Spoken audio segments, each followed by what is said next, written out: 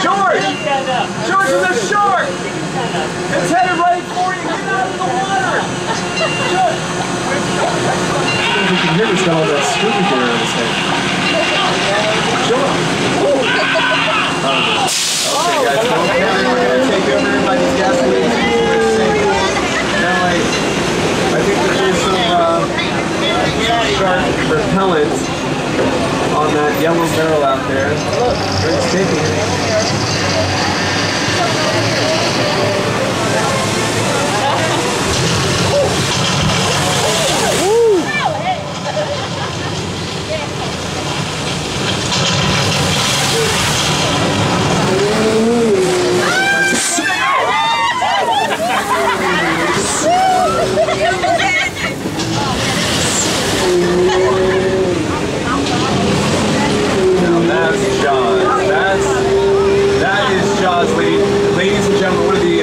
Great villains of the silver screen, one of my favorites.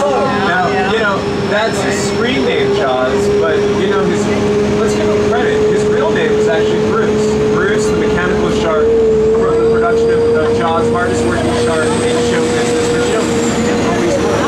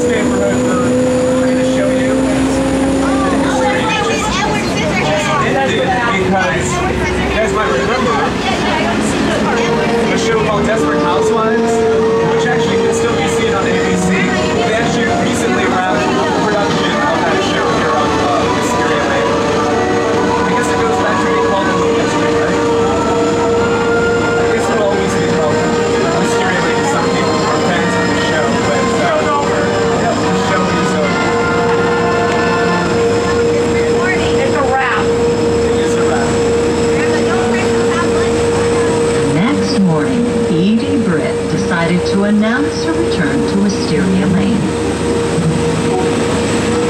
Okay, you're not going to believe this, but she's back.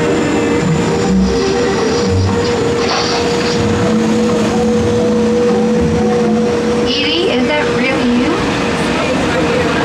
You know someone else hired a body like this? Well, what happened to your tenant? He came into some money and decided to move. He thought, what the heck? Let's move that. Wait. I don't know. I have a husband now. Really? Who's? On that note, we began our tour of the greenhouse. That's Quincy Huffman's house on the right. Next door, Terry Hatcher's house, the yellow house, used to be the Harkins house a few years ago. The cleaners believe it to be used to live in this greenhouse here on your left. Like, that's the Munsters' house on the right. This gray, it's kind of grayish now, grayish house. That is the Gloria's house on the show. Or was her house on the show. And this blue house here on your right, that was the Sorority house from the classic John Belushi comedy, Animal House. And here are all those sets back.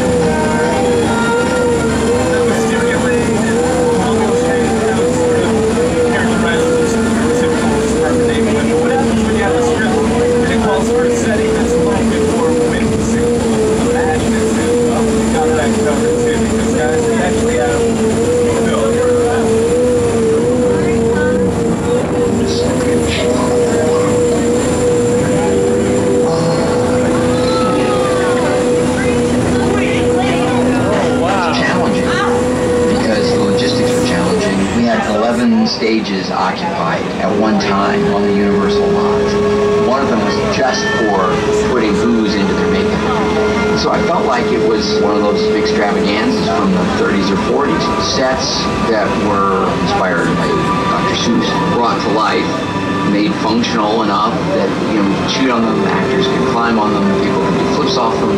It makes me so proud that it's become this kind of evergreen, that every Christmas rolls around and means something. You guys thought living in Bates Motel. Try living next door to Norman Bates.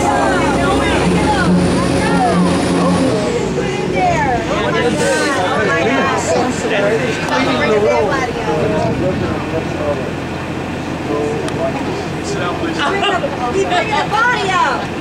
All right, you know what? Got the body. Yep. Okay, guys, I was hoping to be kind of quiet and that you wouldn't see us, but it's too late. Thanks a lot. Well, okay, Norman, let me do some damage control. You guys, hold up. We didn't see anything. Don't worry, we won't say anything. Please put the knife away. You might want to go.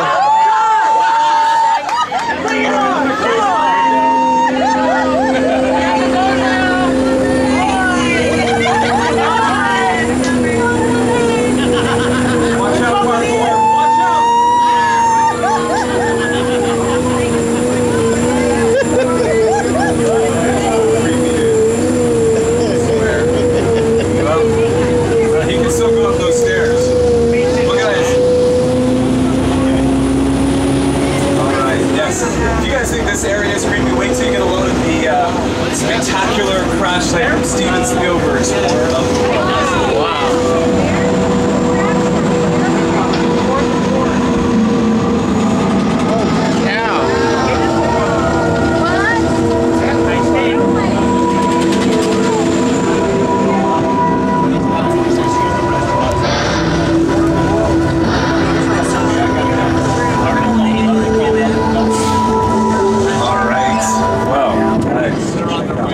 That's an actual 747 you see over there that was destroyed specifically for this incredible scene from the movie.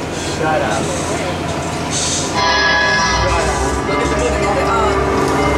I know this movie. The airplane crash site set is a perfect example of a set that is all designed around the vision that Steven had. When we first began to sit down to talk about War of the Worlds, I thought, what if the 747 goes down right in a big neighborhood? Because it's just something you don't see. You're doing good. You're doing good. Keep your eyes on me. That's all right. Listen, I want you to close your eyes, okay? Got them closed?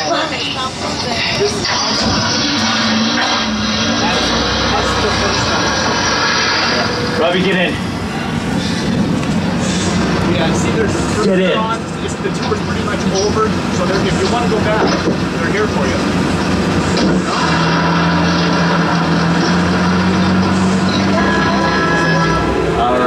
Yep, this is actually one of the largest sets ever constructed for film, rivaling only James Cameron's Titanic and Sesame Films' Ten Commandments. Despite the use of these like realistic sets, the film featured more than 500 special effects, more than Steven Spielberg ever used before up to that point. Well, from the War of the Worlds, we now take you into the great outdoors, or at least the log cabin.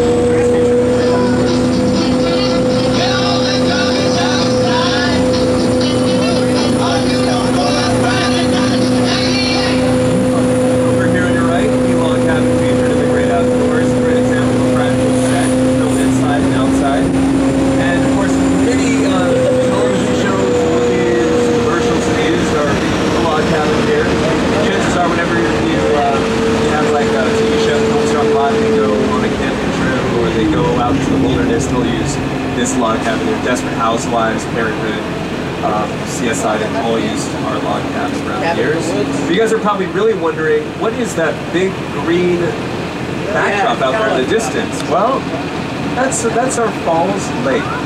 And Falls Lake was actually built back in 1987, or 1986, I'm sorry, for this film, Jaws the Revenge, which was released in 1987.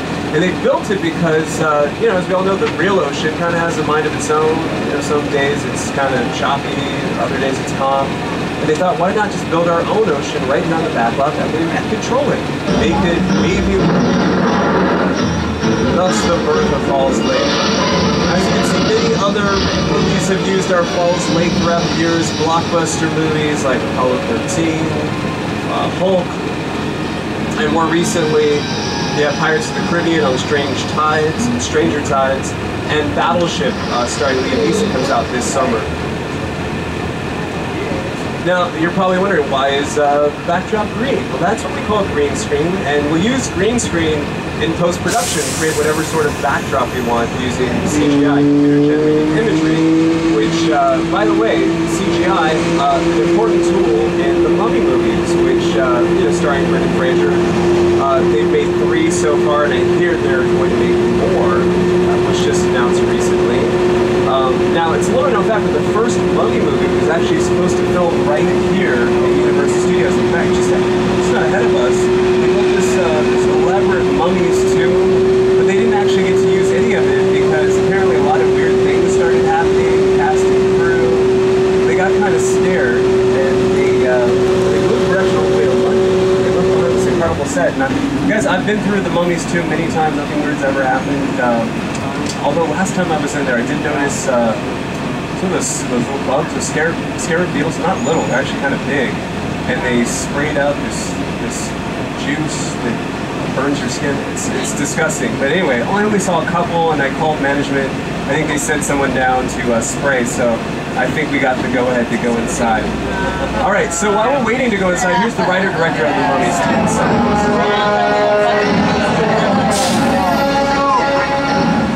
I'm Stephen Summers, the writer-director of The Mummy. When I began this project, I knew it was going to be a challenging shoot. The biggest challenge was to recreate the mysterious world of ancient Egypt and a very threatening monster that could frighten a modern-day audience. Luckily, I had my buddies up at George Lucas's Industrial Light and Magic on my side. For The Mummy, ILM used a combination of live-action footage of actor Arnold Vosloo and computer-generated imagery in ways that never before. The end result was truly amazing in the new era of motion picture effects.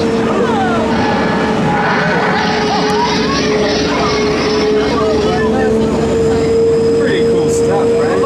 Here we go, guys. We're going to take you to the Mummy's tomb right now. Drop your phone. That's right here.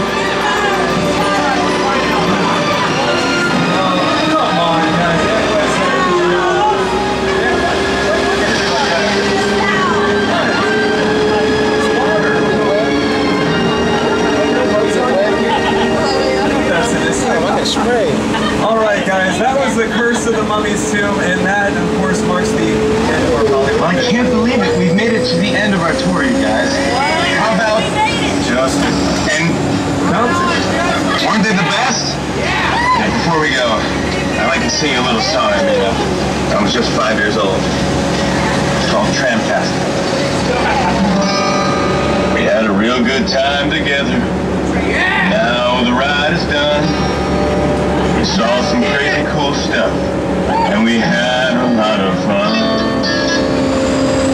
Tram is